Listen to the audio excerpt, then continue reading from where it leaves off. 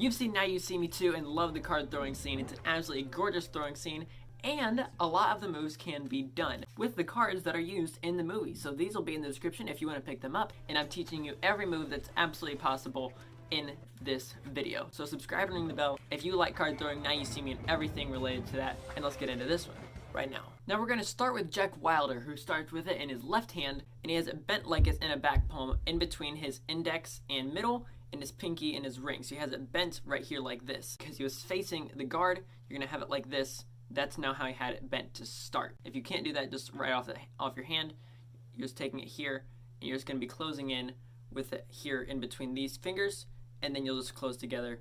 You shouldn't have any bleed in the back, and you'll be all set from there. Now after he's here, he's going to back palm the card to show the front of his hand. He's going to go from here, he's going to come over the top as he's turning around, and he's going to have it back. I'll do a basic tutorial right now, but if you don't know what the back palm is, it's when you get rid of a card and make it go behind your hand. So you're going to be taking the card, have your thumb on the one side and all 4 fingers on the other.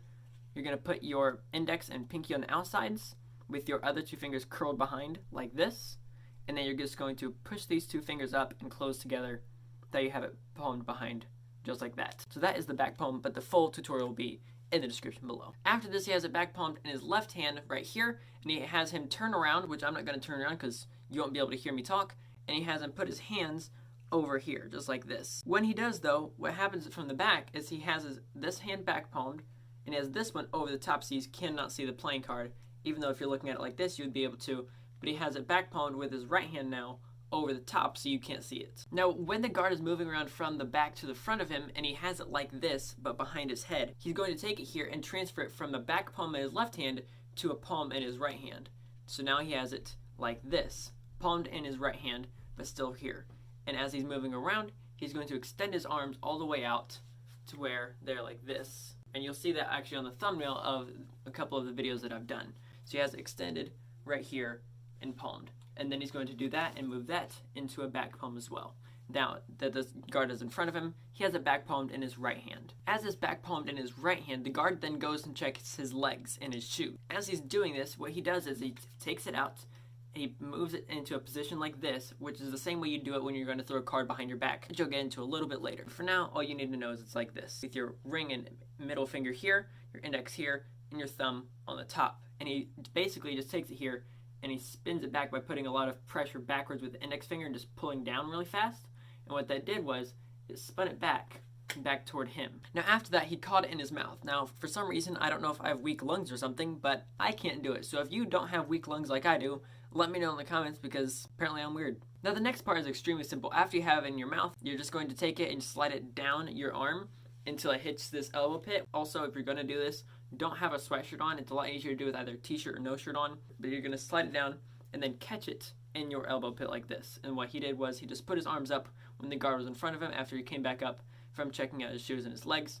So now you could not see him hiding behind his elbow pit. Now as he turns Jack around and is on his left side, which is perfect for Jack considering it's on his right elbow pit, he's then popping the card out.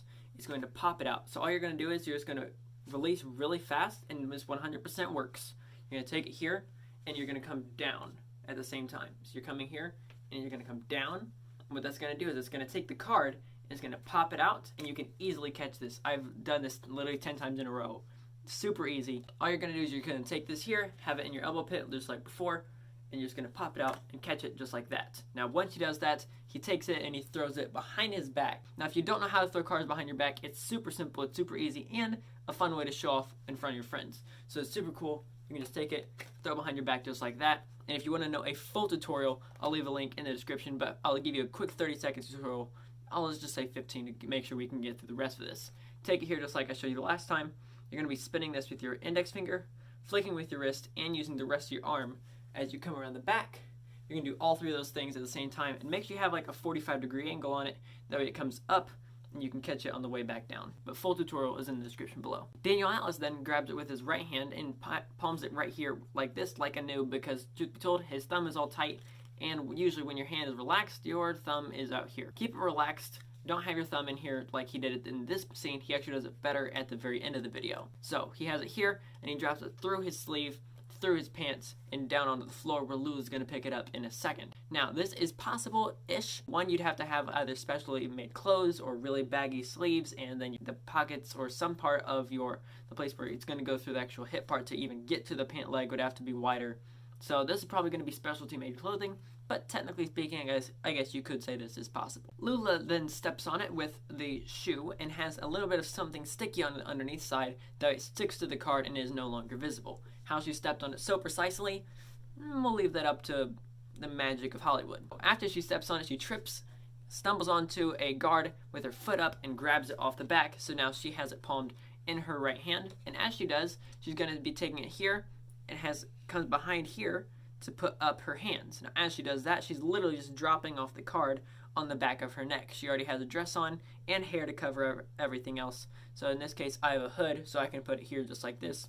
But she has the dress and hair, and that's how she covered it up. Now after this, she takes it off of her neck when she has nothing in her hands. She comes up with both hands and takes it here and has it palmed. Now when she takes it and has it palmed, she has it palmed in her hand and takes it and stuffs it in her bra. Now, this is not one that I can really factor cap because at the most part, I know nothing about bras. So, I mean, I'm a guy and I'm not married. So, I don't really know.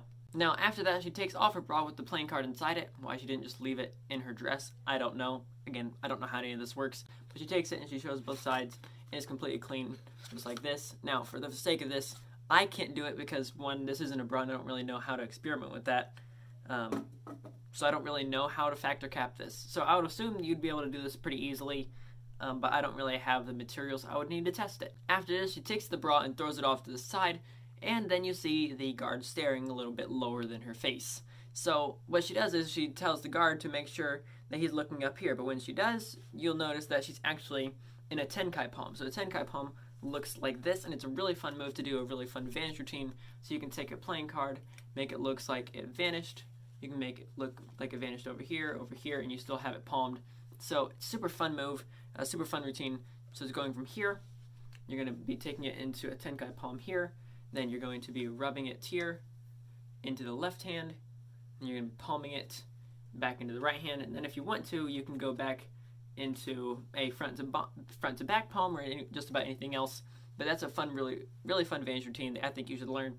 And I'll leave the link to that tutorial in the description as well. Now after this, she takes the card and puts it in the back of the guard's belt, where Merritt McKinney takes it out, and this is where the next scene starts. As he has it palmed in his hand, he then takes a string that has a little bit of sticky stuff on the bottom of it, attaches it to the card with his mouth, and then on his left hand, he has a loop where Daniel Atlas grabs it, and then he pulls it, and then now Daniel Atlas has it. Now, I do think this could work. One, use invisible string, very common for magicians to use. This would have to be some very strong stuff, but again, there is stronger and weaker, just like you use for fishing line. There's strong fishing line and there's weak fishing line, right? Depending on how much fun you want to have when you go fishing. So, and yes, I live in Indiana.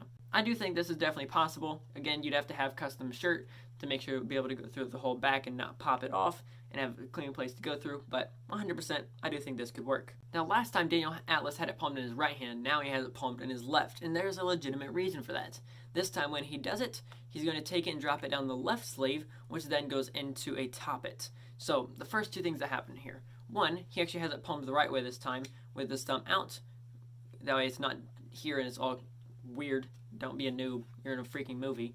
So he has it palmed the right way, thumb a little bit off, and he just spreads his fingers and it's gone because it dropped down and into a Topit. Now if you don't know what a Topit is, it's like a little pouch for the inside of a jacket, but it's something magicians specifically use. And if you don't know what a Topit is and you want to know more about it, one Penn and Teller, Penn went on another YouTube channel and talked about this when he was debunking movie tricks. This is one of the things that he talked about, so along with a couple of things from this movie. So 100% go check that out. I'll leave the link to that in the description, and you can just Google it if you want to. Speaking of Topits, I actually made a makeshift Topit for a performance I did as a stage trick at a talent show at my college.